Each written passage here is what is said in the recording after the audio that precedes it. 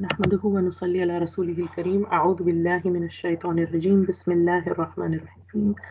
رب اشرح لي صدري ويسر لي أمري واحلل عقدة من لساني يفقهوا قولي واجعل لي وزيرا من أهلي ربي يسر ولا تعسر وتمم بالخير وبك نستعين يا فتاح ربي زدني علما.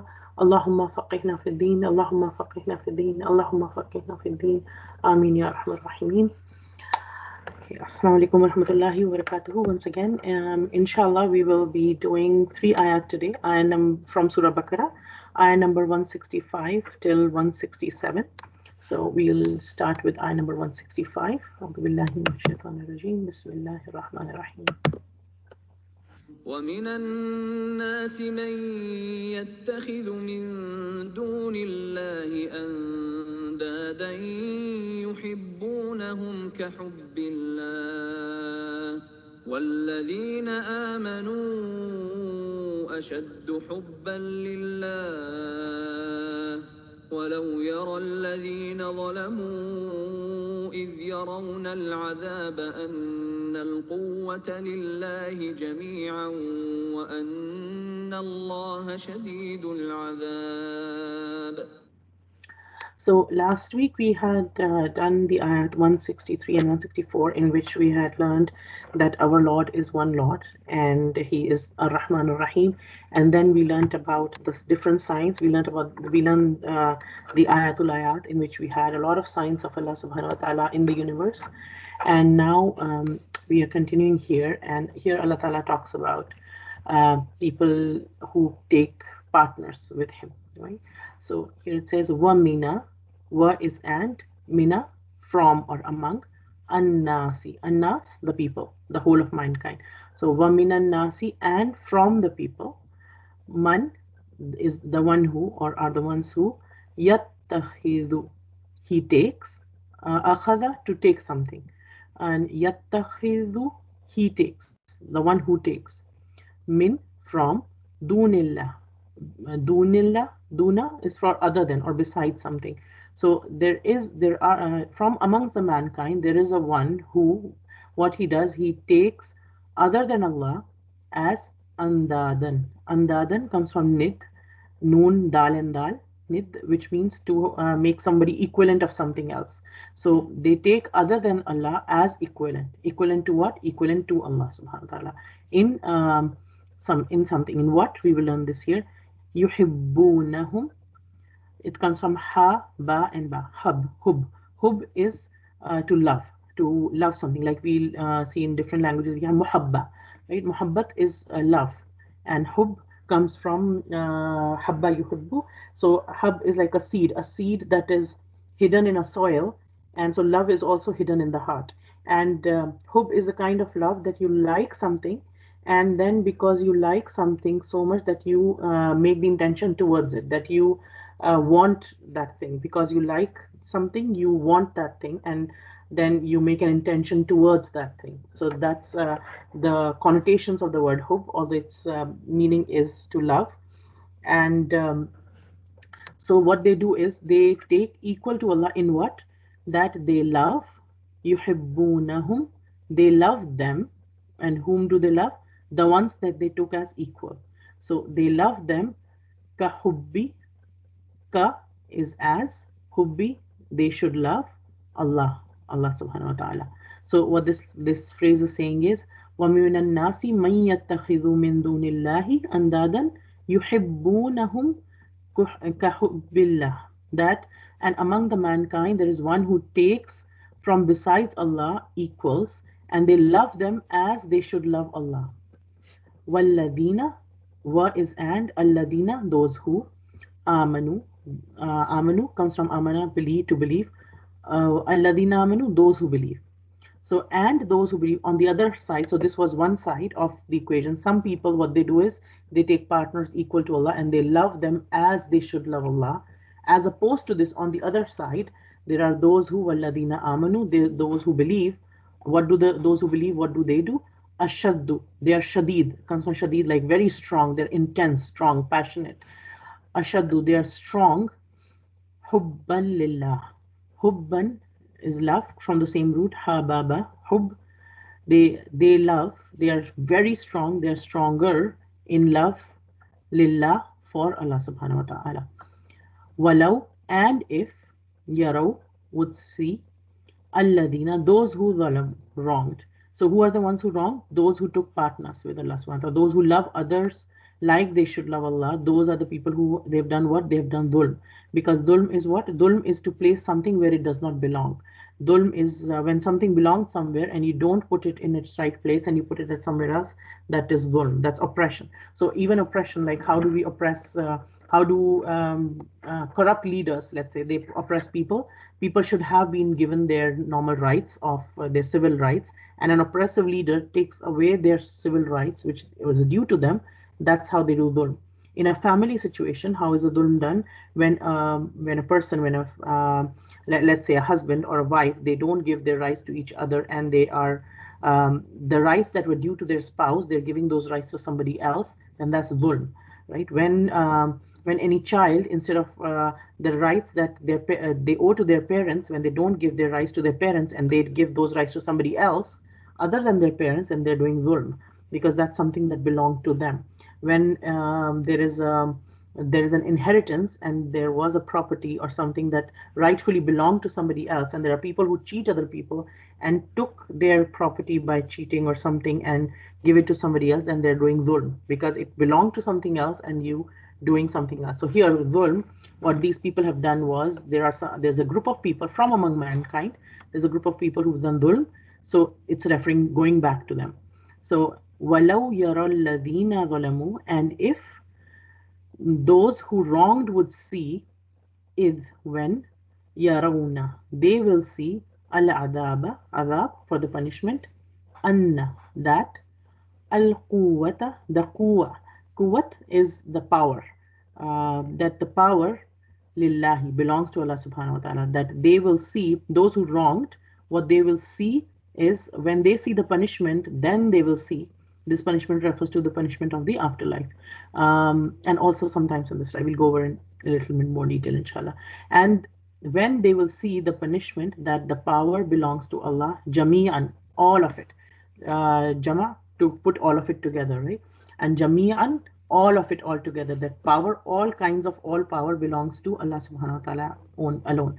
Wa anna, and that Allah subhanahu wa ta'ala, shadidul adab, is very severe, is severe, shadid, it's the same root here as ashaddu, are stronger, and they were stronger, the believers were stronger in their love for Allah, and Allah subhanahu wa ta'ala is shadid. If you look at the pattern of the word, the style of the word, like Rahim, Shadid, Alim, Alim, right? So there's a constancy in this kind of a pattern where it is Fa'il. It's in the pattern of Fa'il, Shadid, Rahim, right? Similar kind of pattern which has a lot of constancy in it. There's no drop in that, right? It is always at the same level and always maintained at the same. So there's a constant, it's constantly severe. So Allah subhanahu wa ta'ala is severe in al-adhab, here refers to the punishment of the afterlife. So this ayah, subhanAllah, such a beautiful ayah. And what this is saying is, and yet among the people there are those who take other than Allah as equals to Him. They love them as they should love Allah. But those who believe are stronger in love for Allah. And if only they knew who have wronged, and if only they who have wronged would consider that when they see the punishment, they will be certain that all power belongs to Allah, and that Allah subhanahu wa ta'ala is severe in punishment. And ayah number 166. إذ تبرأ الذين اتبعوا من الذين اتبعوا ورأوا العذاب وتقطعت بهم الأسباب. So is here is going back to this time when they will see the punishment. So what they will be seeing as punishment. So this ayah kind of connects to the previous ayah, that when they will see the punishment, and what they will see at that time is when tabarra'a, bara'a, to disown something, right? Like when something's coming towards us or something, and we're like we don't want it, and we are like discussing, it's like no, away, shoo, go away, like that. So it's like barra. right? So when you're saying like that, so it's like disown something, to go away from something, or to shoo something away from you, or you don't like something, and so that it has that kind of a connotation. So id tabarra'a, when will disown, who will disown whom? Alladina tubi'u. Alladina, those who, um, uttubi'u, those who were followed. So it is like a passive tense word. Like we do ittiba of the of Allah subhanahu wa ta'ala and the Rasul. Sorry, we do the ittiba of the Rasul sallallahu alaihi wasallam. So ittiba means to follow something, to follow the footsteps of something. And here, those who were followed.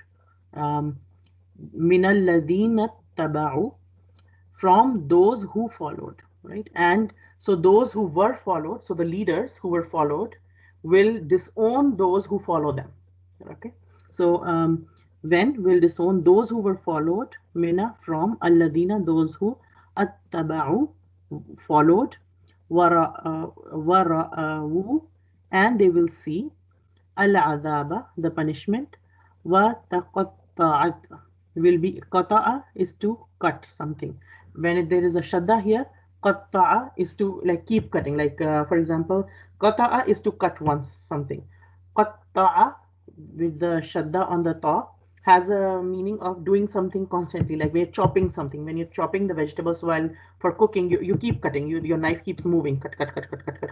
So it's like not just one cut. You keep cutting. Chop again. Chop, chop, chop, chop, chop, chop, like that, right?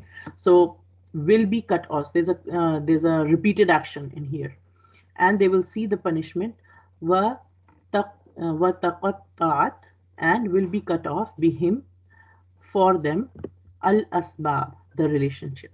Asbab comes from is the plural of sababa. Sababa refers to a rope that somebody would use to climb on something. So it is a means to something, and it is used as a relation. So it is something that you use to get to something else, right? Asbab, the relations.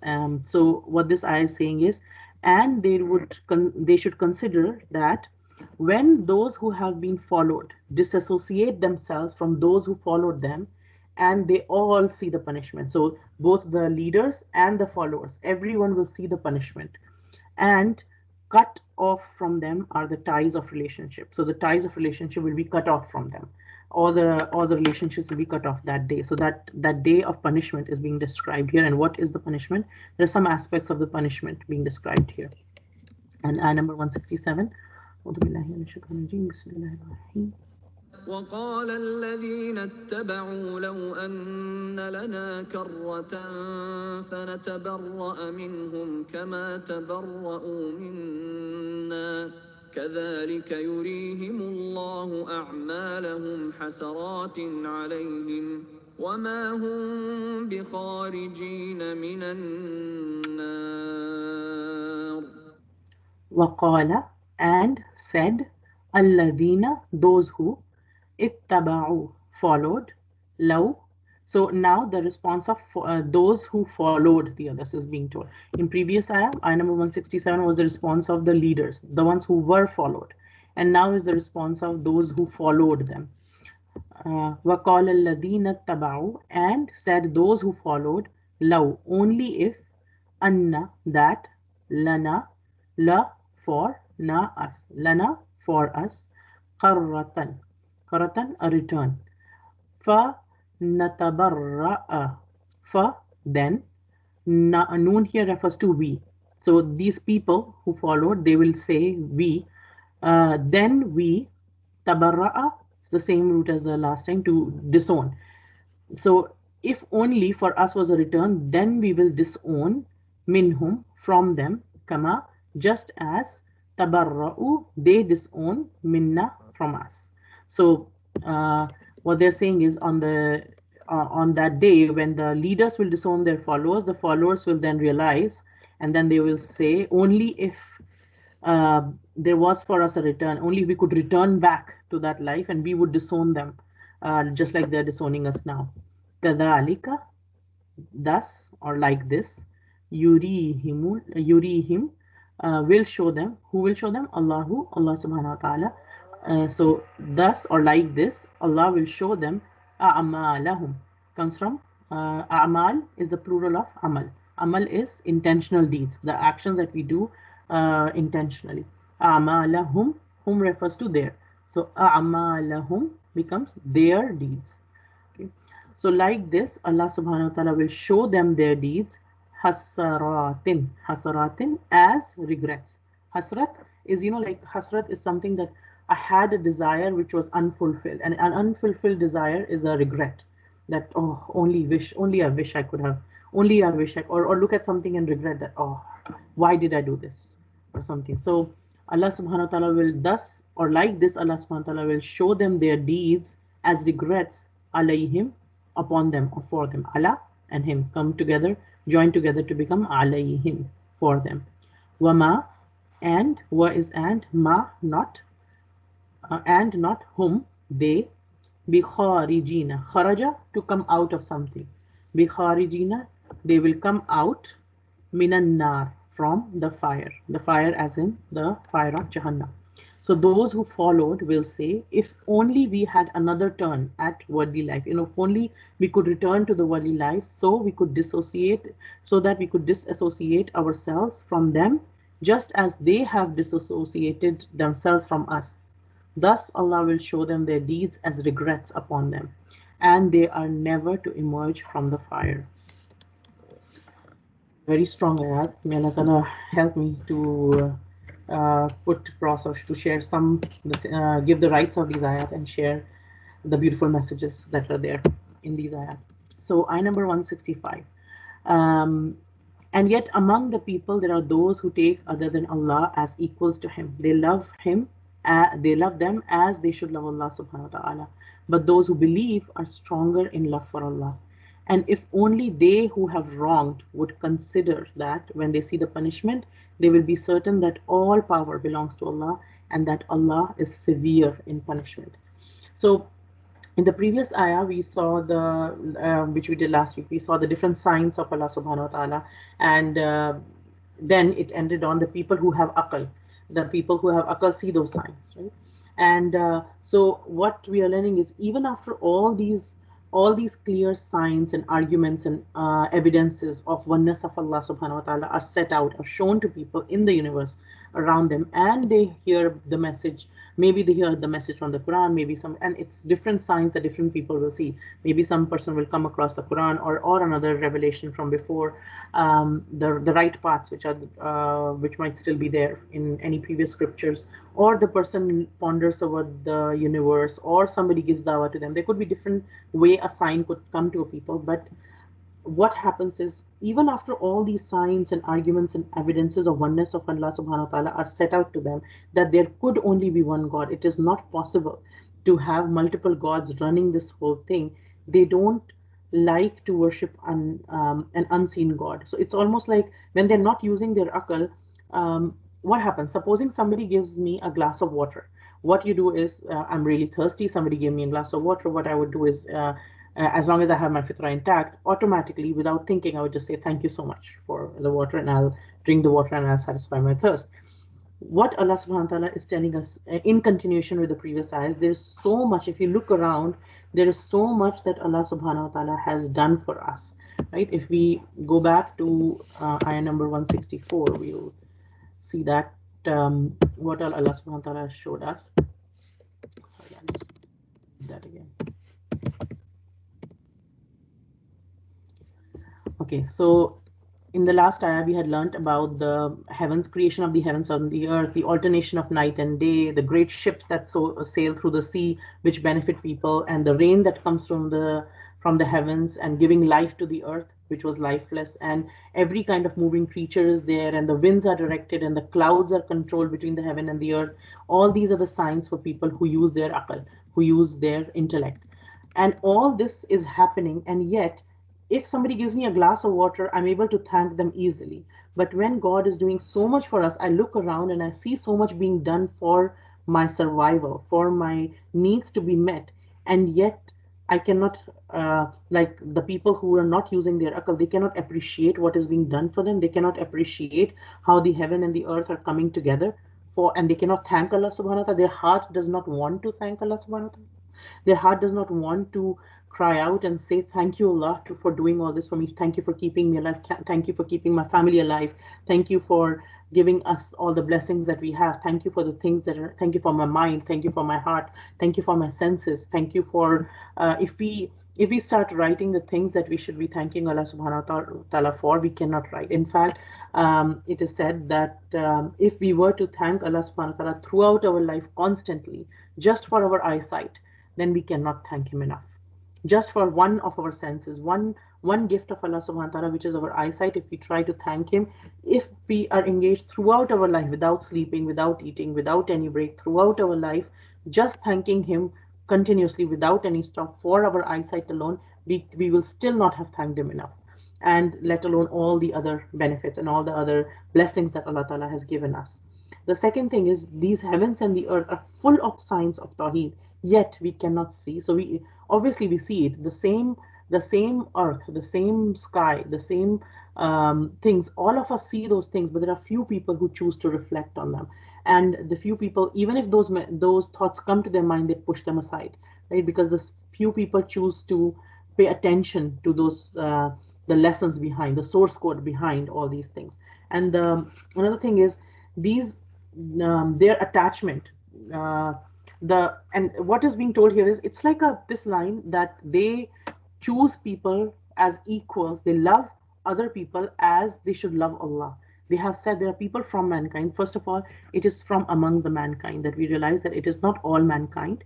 First of all, we should never paint all the people in the same with the same brush. There are different people. Even in a same family, there'll be different kinds of people. So just because one person in a family behaves in a certain way, don't assume that other people have the same kind of behavior or thoughts or attitude towards life. Different people have different attitudes and different things. So from among mankind, there are those who love somebody other than Allah as how they should love Allah. Like the style of expression here is like wonder at their lack of understanding. Like, how could you do that? Like, do you know what you're doing? Like, so you don't thank Allah enough for His blessings. You see all your blessings, you utilize all those blessings, and so it's like almost like somebody just comes home, and every time there's a cooked meal, they eat the meal and everything, and they're always eating the meal and enjoying the meals when they come home and everything, and they're like, oh, I didn't realize you were cooking the meals for me. I thought they just appeared on the table when I just come. They just like come and I did. Oh, I never realized you were cooking those meals for me. Oh, I just ate and I left. I didn't realize that you were actually picking up my dishes and washing them. Like obviously you should, a person who comes at a home, they would realize it, because if nobody had picked up the dishes, then the dirty dishes would still be there. And if they hadn't cooked, then after one day there should be no food there, but somebody's cooking for them, putting it on the table, that means somebody's doing something for them, right? So they're not appreciating what God has done for them. They're not looking around the signs and everything. And on top of that, what they're doing is like the kind of love that they should have for Allah, their love for others that they have associated or for something else reaches the proportion of love that is due for Allah alone. So there's a kind of love that is due to Allah alone. And what these people, some people are doing, and some people from mankind, what they do is they take others besides Allah and they put them as equal footing. They give them an equal footing on how they should love Allah subhanahu wa ta'ala. So here, what is being told is it's like a camel. Wherever the camel's mouth turns towards, he just starts running towards there. And same is the way of a mushrik. Same is the way of a person who does shirk. What they do is signs around them are of little use to such people, because they lack the will to see and understand. It's not that they cannot understand, because if you see some of those people, they're really smart people. They are doing so much in their life, in other fields of their life, that you would say like you have so much intelligence. You see things, you notice things, you study so many things, you come up to, like, you might be a mathematician, you might be a scientist, you might be doing so many other things, or you might just be so intelligent or wise in other areas of your life. Then how can, sometimes we wonder, how can these people not see these signs? Because they lack that will to see those signs. It's just that they put it away, right? And so what happens is, if we look at it, our heart, there are two things in our heart. Human beings are not just mind alone. Human beings are a combination of mind and heart. And Allah subhanahu wa ta'ala appeals to the human beings through this Quran, through both heart and mind. If we look at ayah number 163, that talked about ilahukum ilahum wahid. right? So, and your Lord is, and your and your God is only one God, La ilaha illa huwa ar-Rahmanur Rahim. And your God is one God. There's no deity worthy of worship except Him, the entirely merciful, the especially merciful. So that ayah number 163, appealed to our heart, and it had a spiritual dimension appealing to our heart. And then the next ayah number 164, had logical dimension, which appealed to our minds, right? So these are the two kind of, one was a spiritual thing, appealing to our heart, that there is only one God, and then there was a logical reasoning appealing to our mind, that there is one God. So Allah subhanahu wa ta'ala appeals to human being in both heart and mind together, because human beings are not purely logical creatures. Like, logic is a part of what we do, but not everything. Like, for example, we will see there is a specialist of a lung cancer specialist, but that same person would be smoking outside in a break because he's like, oh, I'm just stressed, I need something. There might be extremely intelligent people, but they might be speeding on the highway or doing other stupid things in their life, because it's not that they don't understand that these are wrong things. It's because human beings are not purely logical creatures. It's not just logic. There is inside each one of us, there is a strange mix of both logic and emotions. And Allah subhanahu wa ta'ala knows us more than anybody else. He's the one who created us. He knows us. And He speaks to us, appealing to both our mind and heart in just the right amount, right? So Quran, what it does is, when as we let the light from the Quran come to us, Quran cleans both our minds and hearts at the same time. It changes the way we think sometimes. So for most human beings, if we can appeal to their heart, then their mind will be set in the right direction automatically. Like, for example, the same lung specialist, he knows everything about the dangers of smoking and everything, and yet he smokes and everything. And yet, this lung specialist, when he sees on the driveway that his dad is pulling up, then he'll quickly throw the smoke away and, like, throw the cigarette away, and then just put the smoke aside and everything. Is like, because he doesn't want to disappoint his father, right? So what happened was, all that logic, all that years of study about how smoking harms the body could not stop him from smoking, but that fear of disappointing his father made him quit that, made him throw away that thing, right? So the heart, for many of us, and many of the times, in fact, our hearts is more in the driver's seat, and our minds are biased and they follow. So it's almost like we can see that we have our senses. Our mind kind of deciphers what our eyes are seeing, what our ears are listening, and then it sends those messages to the heart. And then uh, to get meaning from those things, it waits for the input from the heart. Okay, which direction the heart wants us to go. So the same, a believer and a non-believer might be looking at the same thing, but they might come up with totally different interpretations of the same thing, right? Based on where their heart is. Even if you look at the time when the Quran was being revealed, the ulama of Bani Israel at that time, they were called people of ink. They used to study so much, and they used to study scripture. They used to study the Torah so much, and they used to spend hours upon hours. Sometimes, in some accounts, it is said they would spend 18 hours of the day just studying, right? And yet their hearts took a turn somewhere else. Somewhere down the line, their hearts turned, and then their mind just followed along, and they would create. So it's like, when your heart turns and your mind follows, you keep making excuses for something. Then, even though you understand something, you keep making excuses, and it's almost like you start deceiving yourself, almost, right?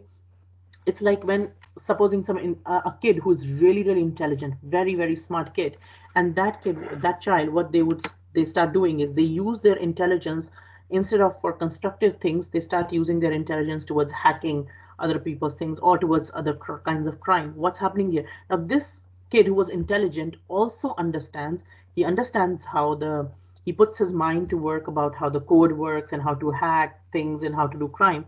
Yet this kid also has the mind to understand that if he chooses to, that this is not a right thing to do. And if you choose the right way, then that will lead to a good things. And if you get caught, or even if you don't get caught, it's a life of crime. It's not a right direction that you're going in. So you could have used, the child could have used that intelligence in that direction as well, but they chose not to, because their heart took over of all that desires that they want and everything, right? So, and what happens is, if someone, for example, if somebody is arguing against Tawheed or something, and you sit with them and you explain to them rationally and you crush all their arguments, sometimes we will find is after our discussion, even though we've crushed all their arguments and given them all the logical proofs, they will actually get up angrier than they were before, because now they don't have that excuse of rationality anymore. And it is exposed, the fact is exposed that it was their heart all along that didn't like the message, right? They didn't want to accept the message because it would necessitate them to make some changes in their lifestyle or their thinking or the way they approach a lot of things, or they will have to do some things in their life or think in a certain way which will conflict either with their desires or something, right? And so what happens is all um, this heart is clearly at very much of a driver's seat in that. And what this heart does is this heart, every human heart has a need for love, right? Hub is like when we, as we said before, hub is something, muhabbat or hub is like to like something and then like something so much that you want it and then you make an intention and you move towards it. You want to seek it. You want to go towards it, right? And muhabba, to have a lot of muhabbat for something is like if you think of a pot and that pot is filled with water, but it's filled with water to such an extent, right to the rim, that if you put even a couple of drops now, the water will spill. So it is totally full. That kind of a love which fills your heart is called hub.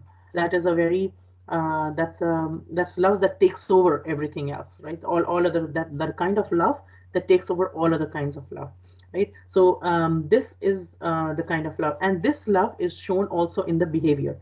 Like for example, if we see a young couple who's in love with each other, the girl when she is with the guy when they've just been married or something, the way she would behave when her husband is around would be a bit different. Like her eyes would go up and down, or like she would look in a certain way, or she would talk. Her way of talking would change, and her friends would notice, okay, what happened, and then they would notice, okay, her husband here or something like that. Or if we even look at the stories that we are used to, like for example, we hear stories of Laila Majnun and like all these romantic Romeo Juliet, all these stories. What happens is people who are in love, they do crazy things, like they climb over a fence. A person would do crazy things to go and meet his or her beloved and things like that. So our behavior, when even in the worldly sense, when we know that a very passionate, a very strong love has an impact on our behavior.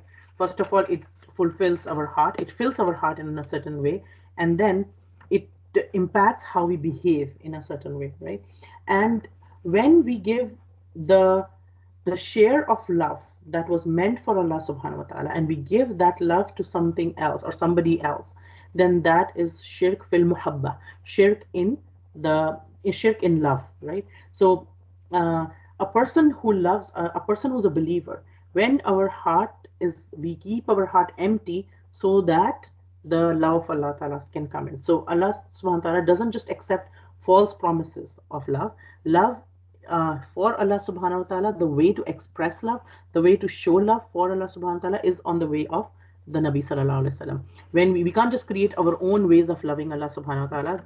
The way Allah subhanahu wa ta'ala, we express our love is how Allah subhanahu wa ta'ala expects us to show his love. And dhulm can be of many kinds. Like we learned that shirk is dhulm, but then dhulm can be of many kinds. The shirk can be many kinds. One is called shirk fil zat, shirk in understanding who Allah subhanahu wa ta'ala is and making somebody else an Allah. That is shirk fil zat. Then shirk fil sifat, like the sifat of Allah subhanahu wa ta'ala, the attributes of Allah subhanahu wa ta'ala, and giving those attributes to somebody else. We learned about it last time. And now we are learning about shirk fil muhabba, shirk in love. So sometimes, in some traditions, we see that and we all of us have seen it in different traditions, that we see people behaving almost like they've had a fit, and they say that, okay, this person has been taken over in the love for the god that they were worshipping or the idol that they were worshipping, and they start behaving in a way that they're having a fit, and they're moving their head round and round, they open their hair, and they act like or they're jumping up and down or something, and they're saying, and then they would command other people to do something and everything. What is extraordinary is this kind of behavior. If you take the same person on top of a multi-story building and put them on a corner of a thing, they will not do the same thing anymore, right? Because this kind of a, so it's uh, they say that they've been taken over, but they have not really been taken over. They are smart in where they are and what they're doing, and how, whether they're hurting themselves or not hurting themselves, or whatever they want to do. Also, another thing is, this does not mean that we can't love anybody else.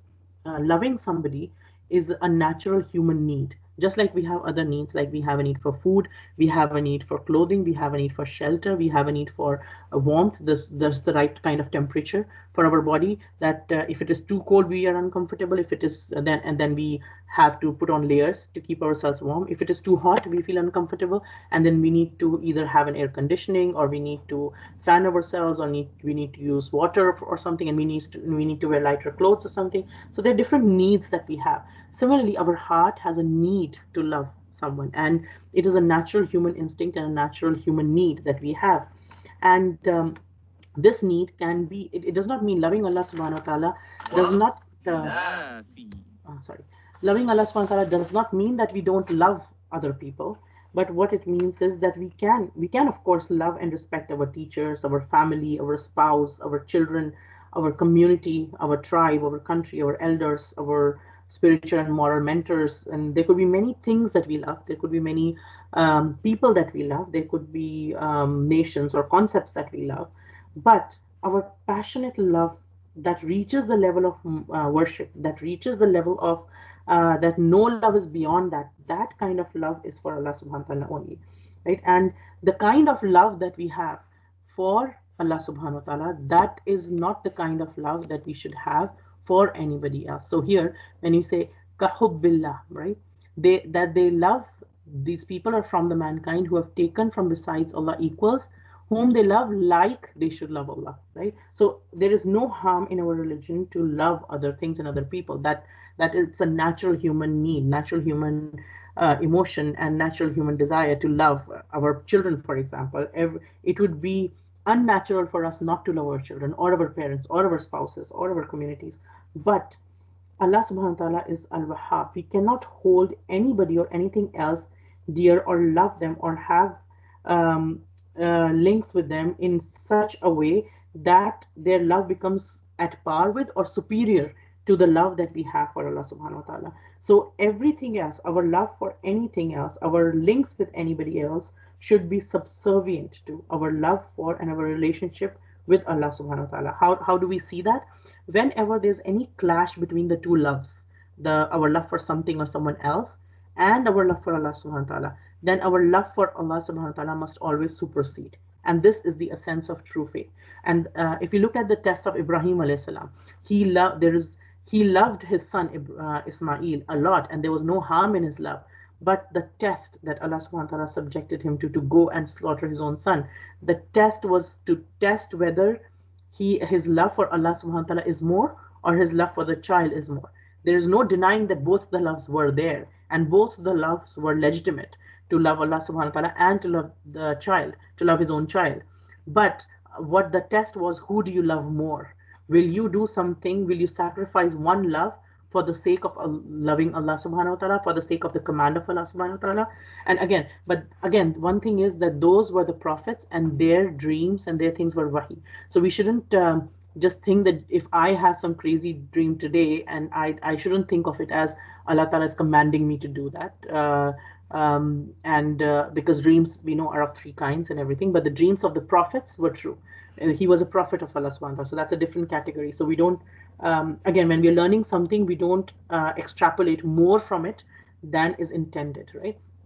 So the thing is, that was their test. In each one of us will be tested, although none of us would ever be tested in the same way that Ibrahim alayhi salam was tested. But we'll have our own smaller tests, our own tests in our own lives in different ways. Each one of us will go through those tests, and our love, whenever we love something or someone other than Allah subhanahu wa ta'ala, that love will be tested. That love will be tested, and we will all see it in our own lives. That love will be tested, and through that love, there will be times that we'll have to prove whether we love Allah ta'ala more than that love or not. Whether it is love for ourselves, our own nafs, our own ego, our own desires, or it is other people or other things, or in case of somebody who's been worshipping idols, they'll have to let go of that when they understand that that is not right. Or when somebody has been following something else from which has been which has been ridden with deviations, and as soon as they find the true path, then they'll have to leave something. There is an element of sacrifice. Like every love demands sacrifice. There's some sacrifice that comes with love, which is a natural part of love.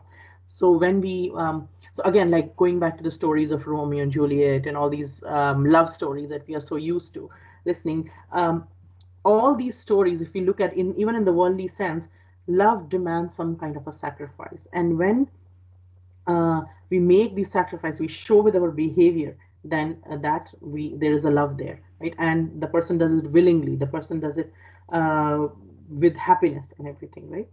And what will happen is when these people who have made people others equivalent to Allah subhanahu wa ta'ala in loving them, so they love others like they should have loved Allah, they will realize their mistake. They will see their mistake when they see the punishment at the end. They will realize, what they will realize is when they see the punishment, that power belongs only to Allah subhanahu wa ta'ala. They will clearly see that Allah indeed has no partner in his divinity. They will see that none besides Allah subhanahu wa ta'ala deserves to be loved, like how Allah deserves to be loved, right? And sometimes people just use the name of Allah subhanahu wa ta'ala in different places in the Muslim world even today. And may Allah Ta'ala forgive us, may Allah Ta'ala keep all of us on the right path. That sometimes people use the name of Allah subhanahu wa ta'ala, Quran and Nabi Sallallahu Alaihi Wasallam, but their means are something else. Like they would, like we will see today people going to the graves of other people or making dargah out of some places and doing sajda to the grave, or asking for a person who has died or something, which is or they're loving somebody else or asking somebody other than Allah subhanahu wa ta'ala either so there were people in the past who spent their life calling people towards Allah subhanahu wa ta'ala, right? So supposing there was a preacher or there was a teacher who spent his whole life calling people towards Allah subhanahu wa ta'ala, that come and worship Allah ta'ala alone and everything. But what happens is after they pass away, people don't like people find it hard to worship an unseen God. And that's why right in the beginning of the Quran, in Surah Baqarah, right in the beginning, we say, what are those people who are the muttaqeen? Are the people who believe in the unseen. That is the first step. Once you believe in the unseen, then you can go there. And we worship an unseen God. We haven't seen Allah subhanahu wa ta'ala. Inshallah, when we get to Jannah, the biggest pleasure of Jannah would be to see Allah subhanahu wa ta'ala, right? And but a lot of people find it hard to worship an unseen God. So what they do is, the person who had been calling them to worship one God only, they raised that person itself to who was a means, who was giving you the message, who was a messenger, and that they raise that person to the level of divinity and start worshiping that person instead. They start loving that person instead. Yes, it was a genuine the mission that the person was engaged in was genuinely nice, good mission, because they were trying to get us closer towards Allah subhanahu wa ta'ala. And yes, we should have loved that person, but their love shouldn't exceed a certain limit. There's a limit to everything. There is no harm in loving anything, but there is a way and a proportion of how we should. Every love in this world, every love for everybody, anybody who we can love, has limits, except the love for Allah subhanahu wa ta'ala. There's only the love for Allah subhanahu wa ta'ala that is ashad, which is stronger than any other love, right? Like we say Allahu Akbar, Allah is bigger. Allah is bigger than what? Than anything else. And believers, they are stronger in love for Allah, stronger than what? Stronger than love for anything else. Allah subhanahu wa ta'ala, a believer's love for Allah subhanahu wa ta'ala is stronger than any love that anybody has for anything else. So it is stronger than anything that we can ever imagine, right? So every other love than the love for Allah subhanahu wa ta'ala has limits. And when we cross those limits, then we are entering the zone of this love belonged only to Allah subhanahu wa ta'ala. So the people, so like we see in the Muslim world, people worshipping graves and everything, what they're doing is, these were good people. These were people who called people towards Allah subhanahu wa ta'ala. It does not mean that we start defaming those people or starting, okay, this person is in the grave, and we start talking bad about them. No, they were good people. They called people towards Allah subhanahu wa ta'ala. But what people have done is they have crossed the limit of their love in loving those people who were people of Allah subhanahu wa ta'ala, and then they have raised them to a status that they did not have. They did not even seek it themselves. They were calling people towards Allah subhanahu wa ta'ala itself. So we see that, and may Allah protect it from us, that hubba ilahi, the love for ilah, the love for our love belongs to Allah subhanahu wa ta'ala alone. Also, when it comes to love, there are many reasons why we love somebody or something else. Like human beings, we have, first of all, we have a lot of, we might love someone because of desire, like, or something because of desire. There's a lutf, there's a pleasure in something, or someone. For example, we like to eat something. I really love to eat something. That's my favorite food or whatever. That because I love it so much and I want it and I intend and I go and travel to a distance just to have that meal. So I would travel kilometers, many, many kilometers to go to a certain distance to reach a place just so that I can have my favorite meal. So my love for that kind of food made me go all this way. A person who, a boy who's in love with a girl or a girl who's in love with a guy, they make all these efforts just because they want to be with each other. There's a desire to be with each other. There's a so they want that togetherness. So the one thing is the desire that makes us want to. There's a sweetness in of desire. There's a sweetness that Allah Ta'ala has put in a lot of things that we desire, and we make a lot of efforts to fulfill that desire. That is one reason of love. Another reason of love is benefit.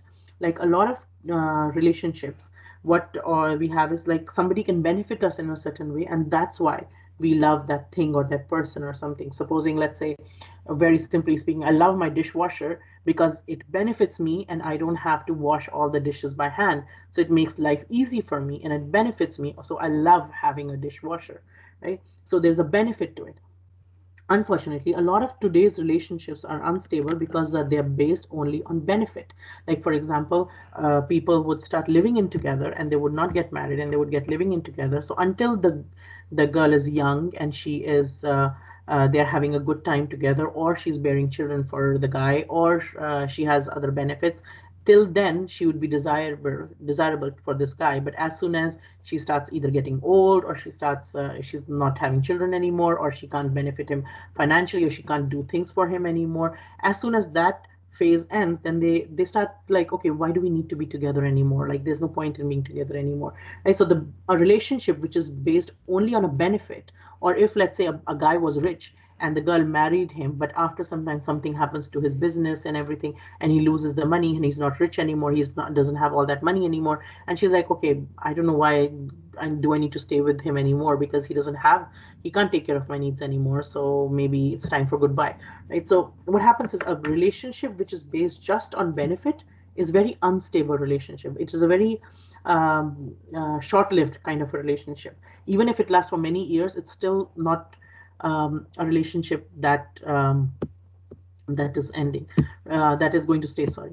So what happens is, as opposed to that, for example, Allah Subhanahu wa Taala says marriages in the Quran. Later on, we learn much later in the Quran actually, that marriages in Islam are based not just on mawadda, not just on love, but also rahma.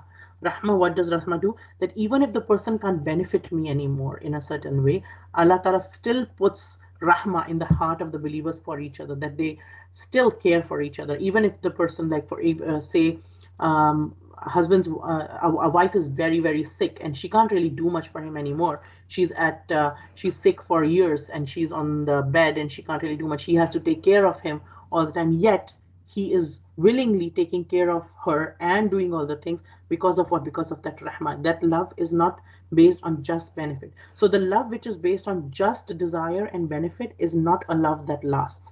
The third kind of love is how we love someone because of their personality, or because of some skill set they have, or because of some amal that they do. For example, we naturally, when some people, whether they are Muslims or not, when they're doing a lot for humanity, when they're doing a lot of good things for people, let's say somebody's doing a lot for the orphans, or somebody is feeding a lot of people who are homeless, or somebody is doing a lot of social work, like somebody is doing a lot of nursing for sick people around, somebody is doing a lot of, so whoever's doing a lot of good work, our heart naturally warms up towards those people, because it's the things that they're doing. Or somebody has a personality, or somebody who has a lot of ilm, then, oh my God, I love that person because of the knowledge that they have and the way they share their knowledge, or the way they love Allah subhanahu wa ta'ala. Even for the sake of religion, we might love someone because of their amal, because of how the things that they do, the things, maybe somebody who's if we love someone because of the ilm that they have, now it becomes a distinction now. So sometimes some people love someone for the sake of their ilm, but they but when the ustad stops teaching them, then their love's gone. It's like, okay, the person had ilm, but it's not benefiting me anymore. That they love the other person until they're benefiting, and once they're not benefiting, the love goes away. Now that love was not based on personality or the qualities at all. It was, the reason was going that way, but it was for a benefit still. It was not for personality's sake itself. But when we love someone truly for the sake of their qualities and for the, that is still a stronger love than the first two. The love for desire and benefit is a stronger love because of their personality, because of their ilm, because of their amal. So for example, we love say Imam Bukhari. We love him because we haven't met him, we haven't seen him, yet we love him because of his ilm, because he did all this work for us, and we had all these hadith together in a book for us. We love the Sahaba because Allah subhanahu wa ta'ala made them a role model for us. We love our ulama. We love them, although, again, we love them to a certain extent. We love our teachers. We love our ulama. We love all of them, but to a certain extent, the extent that we are allowed to love them. Right. Another reason we love something is, and similar to this, is that we love beauty. And human beings are unique in a sense that we want everything around us beautiful. Like if we think of our weddings, we think of our homes.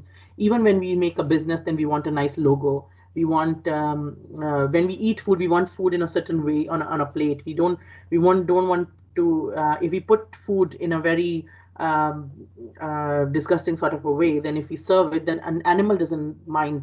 If we give him the food, he'll eat it. If he's hungry, doesn't matter how the food looks, he'll eat it. But for a human being, the food has to look appetizing too, right? And we might share other instincts with animals, like we live in herds, we have hunger, and we would act in the same way. When we have a danger, we'll try to run away from it, or attack back or something. And we have some level of intelligence which is same as the animals. But our love for beauty and desire for love is unique in human beings. This quest for beauty and beauty leading to love is uniquely human, and this comes from Allah subhanahu wa ta'ala himself. This kind of, that we love something or someone because it is so beautiful. We come and uh, like we learned in the previous week, last week, La ilaha illahu, right? Ilah, the word ilah itself shows us that the love, the exceeding love, the love which is the height of love, yet not a self-destructive kind of love. That kind of love belongs to Allah subhanahu wa ta'ala alone, right? And that kind of love is His alone. When we come to earth, before we came to earth, Allah subhanahu wa ta'ala asked us, all of our ruhs, all of our arwah, and He asked us, am I not your Rabb? And all of us, every single human being, we replied, yes, Naam. Yes, yes, my Lord, you are my Rabb, right? And we came down to earth with that fitrah intact. But as we live our life on this earth, we start falling in love with other things and people and situations and our desires, and there's our nafs that keeps playing with us, and there's shaitan that keeps playing with us. So what happens is we develop these love for other things, which is all right, but as long as it stays in its limit.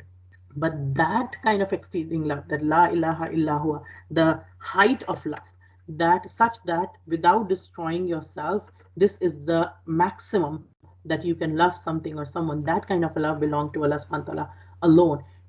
Allah subhanahu wa ta'ala is beautiful, and He loves beauty, and He put that love of beauty in us, and that beauty drives us to love Him. So when we love Him, it is, nobody can benefit us more than Allah subhanahu wa ta'ala. Nobody can, but we don't love Allah ta'ala just because He benefits us.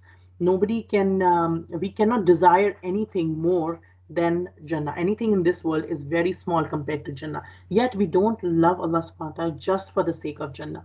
We love Him. Yes, we want Jannah from Him. Yes, we want Him to save us from the hellfire.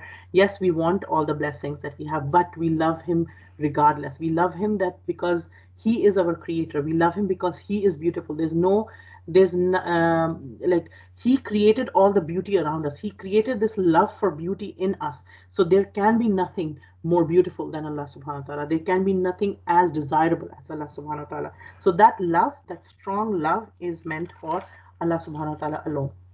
And how do the believers love Allah subhanahu wa ta'ala? How are we shadeed in the love for Allah subhanahu wa ta'ala, that we understand, first of all, that He is the creator of all things. He is the one who sustains and nourishes them. On him rests, with him rests all power and control, and his mercy and grace is prevailing over all of his creation. Right, his power is manifest everywhere in the universe, every corner of the universe, whether we know about it or not, and therefore he alone deserves our deepest love and gratitude. So true and sincere love is reserved for Allah subhanahu wa ta'ala as something that we owe to Him. And when people have andad or sharik or equivalent to Him, what they do is they associate anyone else in this love. They associate others with what belongs to Allah subhanahu wa ta'ala alone. Here, Allah ta'ala is not complaining that other places in the Quran, we would say that they have taken others as partners or others as object of worship. Here, Allah subhanahu wa ta'ala is not complaining about what they worship, but He's complaining about what they love. Like, so they love others. And another thing that some scholars have taken is that they love others just like the believers love Allah subhanahu wa ta'ala. So the kind of love that believers have for Allah subhanahu wa ta'ala, the people who don't believe have that kind of love for anything other than Allah subhanahu wa ta'ala. Like somebody would be loving to just build up their body. They're spending their life to have a buff body or a six pack or a thing. You will see that even when you start talking to them, after 5 minutes, their talk will go to their workout or something like that. When somebody loves something so much, what happens is it overpowers their conversations.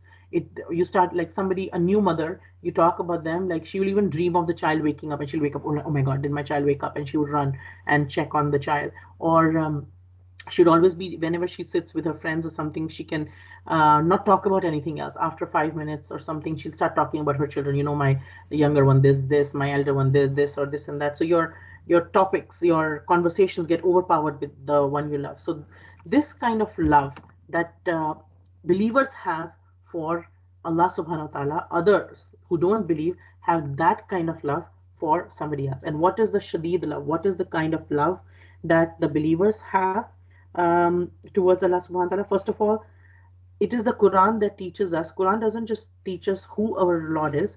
Quran also teaches us how to walk on the straight path, how to do different things in our life. Quran teaches us who we should love and how much should we love whom. Right? It teaches us the boundary. That too is taught by the Quran. And the shadid love. There are many examples. First of all, if we look at the prophets, for example, Ayub alayhi salam, he was very wealthy. He had a lot of sons. He had a lot of things, but the test in his life that we learn from the Quran later on in the Quran, and we look at the stories of the prophets, there were days that he got really sick, to the point that he lost all his sons, he lost all his wealth. He became so sick that people were not even ready to meet him, and it was just his wife who was taking care of him, and there was nobody else that even wanted to visit him because he was so sick. And he was all alone. He had lost everything, to the point that they had they had no money left to eat or drink. And one time his wife had to sell her hair.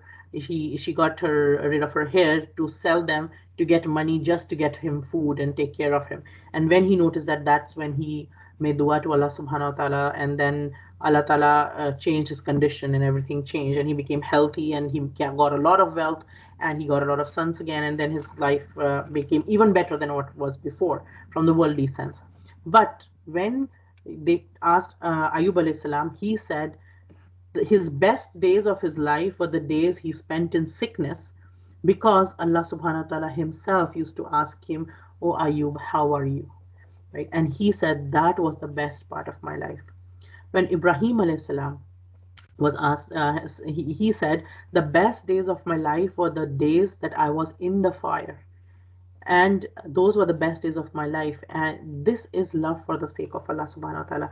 Ibn Taymiyah, one of the scholars, he was going to, the people were putting him he was put in the prison, and he was told that,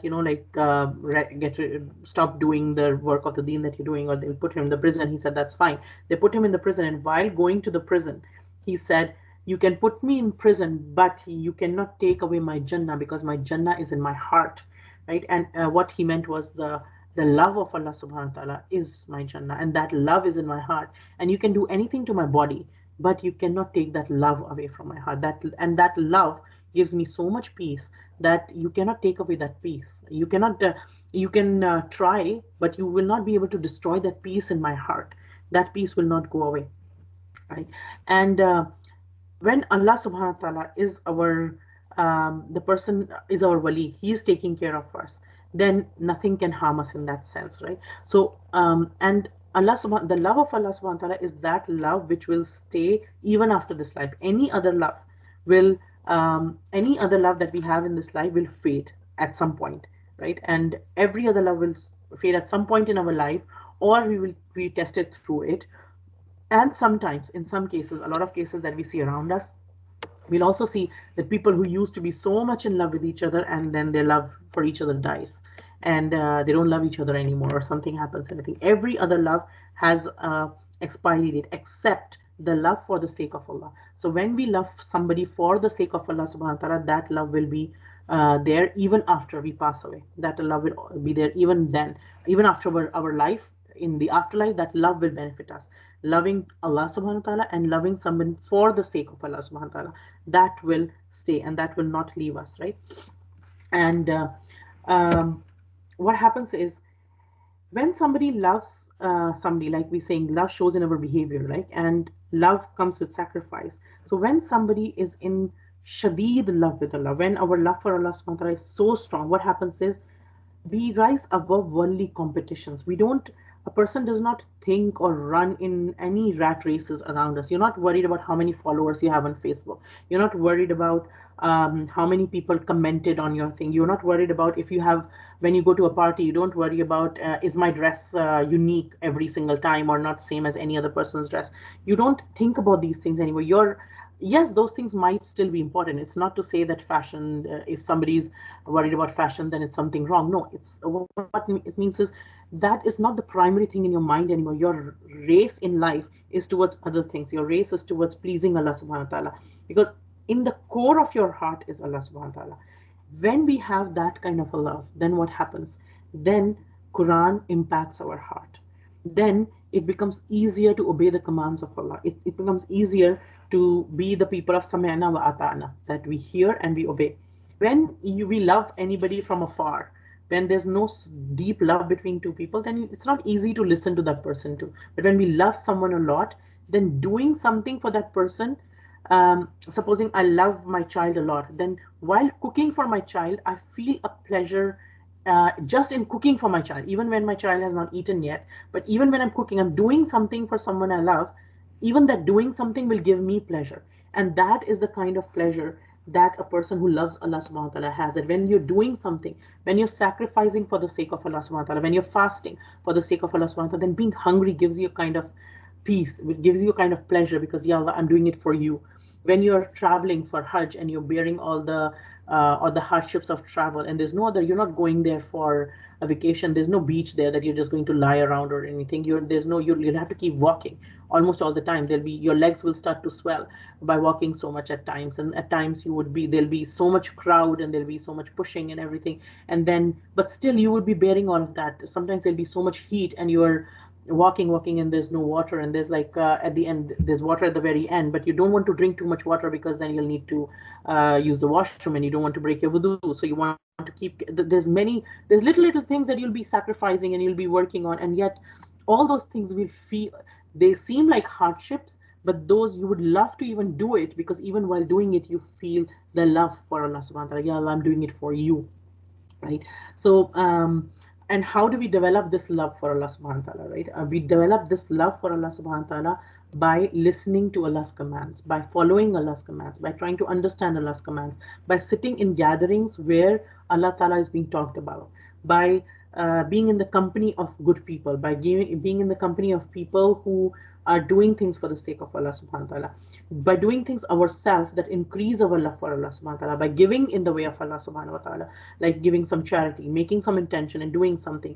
When, if we meet our parents, and sometimes our parents are human beings too, sometimes they might be doing something or acting in a way that is a bit difficult for us, or that is causing a bit of say friction in our heart or something. At that time, when we are feeling a bit agitated, when we are feeling a bit irritated or frustrated, at that time, looking at our parents and smiling, That is because we know that Allah subhanahu wa ta'ala told us that smiling at your parent will give you rewards. And that time, remembering Allah subhanahu wa ta'ala and smiling back and being patient with some older people who are maybe acting a bit difficult, but we are having that kind of patience, that time, that will increase our love for Allah subhanahu wa ta'ala. Learning about the names of Allah subhanahu wa ta'ala and pondering over the names, those will increase our love for Allah. Paying attention to the signs of Allah subhanahu wa ta'ala, the signs that we learned, for example, in the last ayat number 164. Pondering over those signs and then remembering Allah subhanahu wa ta'ala, remembering the blessings of Allah subhanahu wa ta'ala. Like, for example, we have you have an aunt that throughout your childhood, whenever that aunt visited you, she got such lovely gifts for you. Then you end up loving that aunt because you remember, and whenever you remember those gifts, you remember that aunt and you love her so much more. So if we remember the blessings of Allah subhanahu wa ta'ala, that helps us in our heart to love Allah subhanahu wa ta'ala more, right? So we there are many ways that we develop our love for Allah subhanahu wa ta'ala, like that, everything. And what this ayah is saying is, it is such a big tragedy that people don't seek Allah subhanahu wa ta'ala, and the people who don't seek Allah subhanahu wa ta'ala, then they make all these partners in their heart. Like, one of the scholars, he said that if a person is super hungry and they don't find food for a long time, or don't even try to find food for a long time, after some time, even if you give them muddy water, they'll drink from it because they are so desperate, because they have this need inside them. There is a need inside them, this hunger inside them, and if you give them that, they'll even eat that. So what happens is, with the people who don't look for Allah subhanahu wa ta'ala, who don't try to develop their love for Allah subhanahu wa ta'ala, who don't ponder over Allah subhanahu wa ta'ala, what happens is, after some time, invariably they will create partners in that sense. And these people, when they see in the afterlife, what is going to happen is, they will see the punishment. At that time, they'll realize their mistake. They'll realize that all power belongs to Allah subhanahu wa ta'ala alone, and they will realize how severe Allah subhanahu wa ta'ala is in the punishment. And what is that punishment? One part of that punishment is told in shown in the next ayah. It says, so a scene of the day of judgment is sort of painted for us. The ayah number 165 said the punishment of hereafter is severe, and now it is told how severe it is, right? So all these asbab, which is our relationships, which are our sense of seeking means, or access or nearness to something. Also, it signifies aspects or facets of different things, right? So, for example, in Surah Ghafir, Surah number 40, ayah number 37, Allah subhanahu wa ta'ala says, Asbabus samawati, means the ways and means of reaching the heavens. Right? So asbab is ways and means of reaching something, or our relationships, which are our means of fulfilling our love. So all these relationships that we have, right? So all these relationships, on that day, relationships will be cut off. On that day, it will be such a severe day. So, for example, when it is good times, if you look in the worldly sense, when it is good times, families are together, brothers are together, everybody's hanging out together and having a good time, whatever. As soon as there's some calamity that comes, let's say one person goes bankrupt or something, or they were really rich, and then everybody would love to visit them, everybody loves to do things, and the person got bankrupt or going through some hardships, and they will suddenly see people are not visiting me anymore. It's like they don't even ask them anymore. It's like, when you are in need, they say, when you're in need, you actually know who was your true friend in this world itself as well. So what happens on that day, the punishment will be so severe that everyone will be, when they see the punishment, everyone will run from everyone else, because I hope I don't have to give any rights to, like, there's somebody's rights that I have taken. They might not ask me on this day that, okay, you owe me this, give me that, and then that day there's no currency except good deeds. So you'll have to, if somebody has a very little currency, they'll be like, oh my god, I hope nobody asks me for these, I just have these two excuses for myself. If somebody takes these as well, then I have nothing left. So everybody would be running from that. Everybody would, it would be such a severe day that everybody's trying to save themselves. And from the hadith we learn that everybody, even the prophets, other than the Prophet ﷺ, each and every single human being would be saying, nafsi, nafsi, ya Allah, save me, save me, save me, myself, myself, myself. Nobody else would be able to take care of somebody else, because they would be so scared for themselves on their own fate, that everybody would be calling out, me and you and all the good people that we know of, all the best people that we know of, even all the prophets that we know of. Every single person would be calling out for their own selves, and that day the relationships will be cut off. And what will happen is, the people that these people, some people followed and loved, a lot other than Allah subhanahu wa ta'ala. They thought that these people, so supposing when people are making, say they're worshipping idols, and they would be like, okay, these idols are going to save us. Or some people say that we are just worshipping these people because we know the God is one, but we worship all these because God is too high for us to worship ourselves. So these people that we worship, they will make our case in front of Allah subhanahu wa ta'ala, because or God, they say, and that they say that that's why we worship these middle many demigods, as they call it. So we worship all of these, or we ask them so that they can put our application for Allah subhanahu wa ta'ala. So all these relationships that they have built themselves, all these relationships will end. All these relationships will be cut off at that day, and all those people who were followed will turn back, and they will disown, they'll openly renounce all their followers on seeing the punishment of the day of judgment. They will the relationship of following and leading will snap on seeing this punishment. You can even think of it this as like when even if it was the case that shaitan deceived them and took them away or anything, supposing they're in this world, what we see is, supposing they're partners in crime, they do some crime together, but as soon as they get caught and the punishment is in front of them, they refuse to recognize each other. They're like, oh, who is this? I don't know them. So but that day the punishment will be way, way, way severe. It'll be so severe that just the sight of that punishment, and everyone will be like, okay, I have nothing, I don't know who these people are, they never followed me, I don't want anything to do with them, I don't know them, and I'm not responsible for them, right? Even shaitan will disown all the people he misled. When they will go to him, he'll say, I just invited you, you came, it's your fault, right? So all these relationships, and all the leaders themselves will denounce all those people who follow them. And he say, so it's almost like you were expecting somebody to help you at your time. So the one thing is explained here about the people who used to disbelieve, was they had all their hopes in somebody who will help them, but when they went to them for their, okay, this is a punishment, can you help me? And these people, yeah, forget it, go away from us, just go away, I don't want to be even near you, because I don't want to be, if you are going to hellfire, I know that, I don't want to be dragged with you, so please stay away from me, right? So it'll be that kind of a thing. Those people won't even want to be near them, and that is how severe the punishment would be, that just the sight of that punishment, and all these relationships will be cut off, and all the leaders will be like, just stay away from us, don't even come near us, we never asked you to follow us, and we don't want you near us. And then the behavior of the followers is in response. Then after the leaders behave like this, and the followers, now they're coming to their senses, and they'll be like, oh my god, what have I done? These people, it's like you somebody didn't take care of their parents, and they let them go to old age and something, and they kept investing their time with some aunt who was super rich, because they thought that aunt will give them favors or something. And when this nephew was in a lot of need, aunt was like, okay, just stay away from me, I don't want to be near you. Then they realize the importance of their parents in their life. Then they realize, oh my god, what have I done with my life? What did I do? Right? So these leaders whom they had exalted as gods and loved and adored, they would, when they would renounce them and leave them in a lurch at the most difficult time, when they were in the maximum need of help and support, at that time these leaders will leave them alone, right? After the state of these leaders, now we see the reaction of the followers. Now that those people, they will see, I wish, they cannot do anything now, they can fret and fume, but that will not help them. They will want to go back and change the past, but they cannot do it. This journey of dunya to akhirah is a one-way journey. We cannot come back and relive and change our things. What we do now is what we do now, right? So this, the what we learn here in this ayah is their expression of sorrow and regret, that, ya Allah, what did we do? I wish we could just go back once. If only we had another chance at worldly life, that we could do it one more time. We could not make the same mistake that we did. Can we just go back one more time?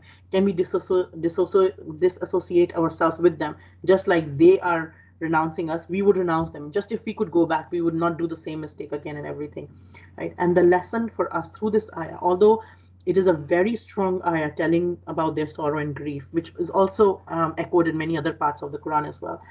But the lesson for us now is, and it is such a beautiful lesson, that Allah subhanahu wa ta'ala tells us about the future now.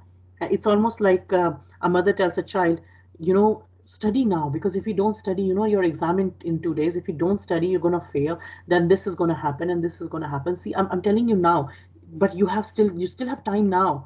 I'm telling you all this, but what's the purpose of telling you all of this? The purpose of telling you all of this so that you understand your time now is precious. Value your time and your opportunity when you still have it. Avail your opportunity when you still have it. If you have been engaged in shirk of any kind, if your heart has been engaged, and each one of us, me for myself, and each one of us for ourselves, it's very easy when we think of when we learn the ayat of Allah subhanahu wa ta'ala, our mind goes to, okay, this person, you know what, this uncle or this aunt or my husband or my children or this person or that person or this colleague or this neighbor or this one. It's easy for our mind to go here, okay, yeah, this is what this person does or that person does, or like they should love Allah Ta'ala more and everything. But it is very hard to think about ourselves. It takes a bit of effort. It's not too hard if we make an effort, but we need to make that effort to think about ourselves. Do I love anything or anyone more than Allah subhanahu wa ta'ala? If I do, I still have the opportunity, and that's why we say istighfar so many times a day. That's one of the reasons, not the only reason, but one of the reasons why we seek forgiveness from Allah subhanahu wa ta'ala so many times in a day. Because, Ya Allah, if I have uttered any word, or if my love for anyone or anything has exceeded the limit that it should be, then Ya Allah, forgive me and bring me back to you. Bring my love back to you. And that's also a principle in dawah. Whenever we are calling anybody towards Allah subhanahu wa ta'ala, then we should try to tell people who Allah is before telling them what is halal and haram. Because when people learn about Allah subhanahu wa ta'ala, when their heart becomes attached to Allah subhanahu wa ta'ala, when believers love Allah like Allah subhanahu wa ta'ala deserves to be loved, like with a shadid kind of love, then what happens is what happens with the Sahabas. What happened is they came to the Prophet sallallahu alaihi wasallam and asked him, they asked themselves, Ya Allah, Ya Rasulullah sallallahu alaihi wasallam, what should we do about this? What should we do about this? Tell us more about this. What would please Allah Ta'ala more? The Prophet says, before even the Prophet told them this is halal, this is haram, they would come and ask, no, this doesn't seem right and this does not seem fitting. What should we do? And what is right? And also what we learn is through the scene of the Day of Judgment and through the scene of the scene that Allah Ta'ala has painted for us, we understand that our absolute need is Allah alone. Everything and everyone else, yes, they're important. We can and we will love them, but our absolute and only indispensable need is only Allah subhanahu wa ta'ala. Right? And on that day, what will happen is people who have made other partners, their efforts in this life, they would have made charity. Maybe they gave something in for the sake of some idols. Maybe they made all these effort. They made all these journeys to go to different places of worship that they made, and all these temples or all the other places. But all their efforts that they did for anything other than Allah subhanahu wa ta'ala will be in front of them as wasted efforts. They'll be like, oh my God, why did I do this? I should have done the same amount of money, even if half of that effort, if even if 1% of that effort that I put for all these idols and all these other things, if I would have put that, even if this 1% of love that I put towards something or someone else, if I had put that love towards Allah subhanahu wa ta'ala, that I would have seen the result of it. I would have seen the positive of it. And Allah subhanahu wa ta'ala wants to save us from that kind of a loss at that day. That is why he's giving us a tour almost through the Quran. He gives us the tour of the Medane Hashr, the plains of on the Day of Judgment. This is one of the beautiful styles of the Quran, that Allah subhanahu wa ta'ala takes us to the Day of Judgment, uh, shows us something, and then brings us back to this life. It's like in a movie, we see a flashback, then we back to present, then we see a future scene, and then we are back to the present, right? So what Allah subhanahu wa ta'ala is saying is, from the loss of tomorrow, save yourself today. Right? Dunya is the field for your akhirah. Whatever seeds you sow now, those are the seeds that you will reap. The trees of those you'll reap in akhirah. Don't expect to see, like you put one seed, you can't expect to have another kind of a tree. Whatever seed you put in, that is the kind of tree that will come out.